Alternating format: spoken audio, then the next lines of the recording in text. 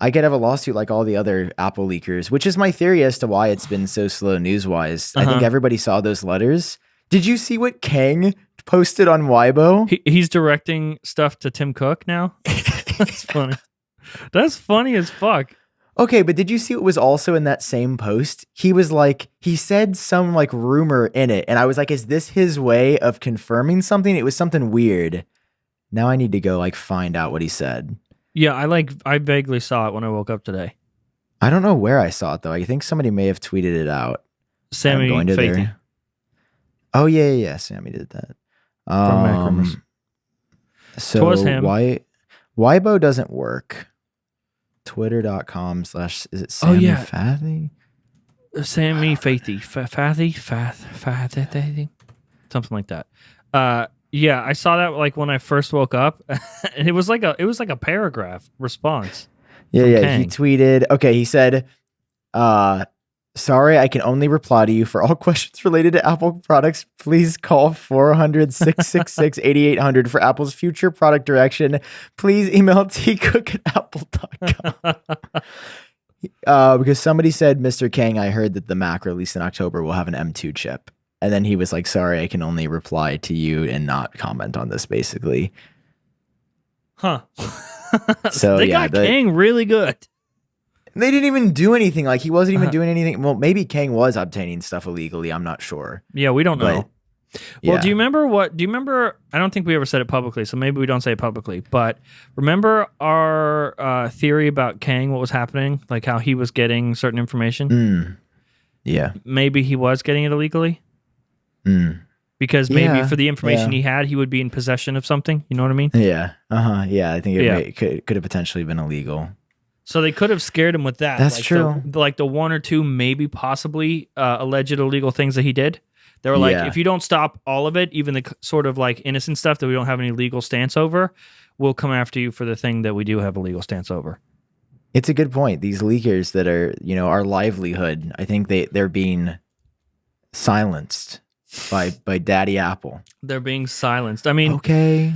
So, I mean, we put out that story on FrontPageTech.com about body cams.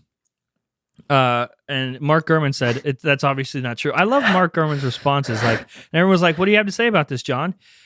Nothing. Because, Mark is free to say whatever he wants, and you're free to believe whatever you want. That's fine. I'm not going to I think I sent you pictures, Sam. I'm not going to publish pictures of this stuff and compromise, a source, a few sources, just to prove Mark Gurman wrong or anybody wrong. Like, you're free to believe whatever you want. That's fine. I like that he was like, how would you work for a company that makes you wear body cams? Keep in mind, he's talking about Apple. Apple, the same company where at Foxconn, there's suicide nets, like all outside. Yeah, but and the same company that had to come out and clarify this year, no, there was no child labor last year, we promise. Same company, by the way, but body cams, that would be a step too far. Child labor, fine. Suicide nets, fine. Body cams, hell no. Absolutely not. That would be crossing the line. I agree. I thought that was, I love the take. We have like our weekly JP hate corner. Oh yeah, and this was part of it. I did used to have fun. I used to be in the JP hate corner, and it was, I will say, probably the best time of my life. But in recent history, I've seen a different side of this person, and I'm just like, what? I mean, didn't I send you pictures like months ago? Yeah, no, you literally. I have the photos. Yeah, of I wouldn't. I wish I. Those I have the like, alleged photos. Yeah, the alleged photos. Not saying that I have any photos, Apple, if you're listening. Yeah, we don't have. Not saying that I have any. Yeah, from what I know, they're like. I mean, it's pretty sophisticated. Like, it's only in certain rooms with complete products, which makes sense. It's not like parts of products. It's if there's a complete product in the room and you are on a certain team. It's very limited.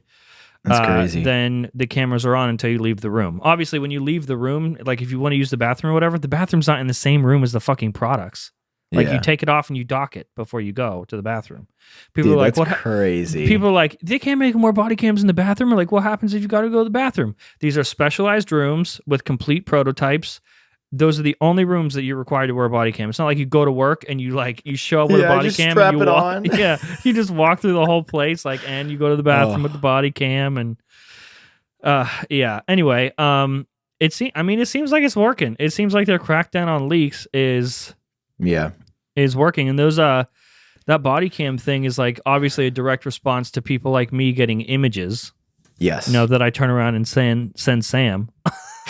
I don't have any images. And then have renders made. I only have renders of things that people have seen as journalists protected by the press thing in America. Mm-hmm. Dude, are you gonna? Okay, you've done a couple leaks with appletrack.com. Yeah. With the crackdown, are you still interested in doing them? Like, if you had some, would you post them? Yeah, I would post them if I if it was obtained like cleanly and everything. Yeah. But I'm not going to do anything illegal. If you stop paying for them, you mean? Yeah. If you stop paying me for your Apple Tracks. Yeah. No, I was watching this video. I actually saw it many weeks ago, and ironically, I think Sammy had tweeted out today again. Okay. Of Steve Jobs doing like his mock Apple leak podcast at an event. Did you see that ever? Oh yeah. I didn't see the video, but I remember what that's from. It's really funny. He's like, welcome back to my top secret Apple podcast. And today we're going to be talking about the iPod. It's got a 7-inch screen and it's 8 inches thick. Like, it was funny. It was a good bit. Everybody laughed. And they would never reference stuff like that now.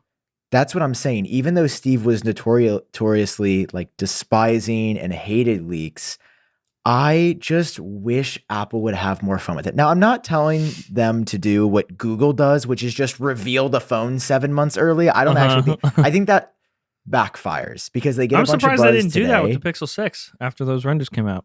No, it doesn't work because then all the hype is gone. There's nothing to announce, right? Yeah. I mean, there is something about seeing a product up on stage and being the first to like really do it. I guess that's why Apple cares about leaks, but there is a very big difference between confirming it from the company and a render. Like, I think a render, because it's not 100%, is the perfect balance between getting people excited and also generating hype for the company while Apple's still getting to do the reveal. Like, as much as we loved the design of the iPhone 12 and we knew it was going to be boxy, there's something about the glimmer and like glisten of it when Apple puts the 12 Pro up on stage and it's got the lights in the background and it's, this big on screen. Like, that's special and that gets people excited. So that's why I think renders are still good, because we wouldn't. I mean, just imagine if like we didn't know anything about the iPhone 12s right now. Yeah, nobody's talking about Apple. Can you remember the last iPhone that you were surprised by? Like, you didn't see leaked completely, and like, okay, I'm not talking about features. I'm talking about like you were actually surprised by the way it looked. Like, you didn't know how it was going to look, and it was unveiled. Have you ever been surprised? Did you remember the last time? The iPhone 6, yeah. Because remember, we thought it was going to be like a fatter iPhone 5 for a while. Oh, yeah. Okay. Yeah. So that was probably the last one. I think I was surprised by the iPhone 7. And by surprised, I mean, it looked the same as all the other phones. But I mean, I don't think I knew what it looked like. I feel like... Do you remember what the feature was for the iPhone 7? Because to this day, I can't remember what the iPhone 7 did. Okay, I guess there was water resistance for the first time. It had jet black. The headphone jack was gone. The feature for the iPhone 7 was AirPods. Yeah, was the removal. Yeah, no, it really was. And I mean, to this day, I love my little... Oh, and that's when they introduced the dual camera on the back? Oh, that's a good point. That was the 7 Plus, for the Plus, yeah. Fair point, yeah.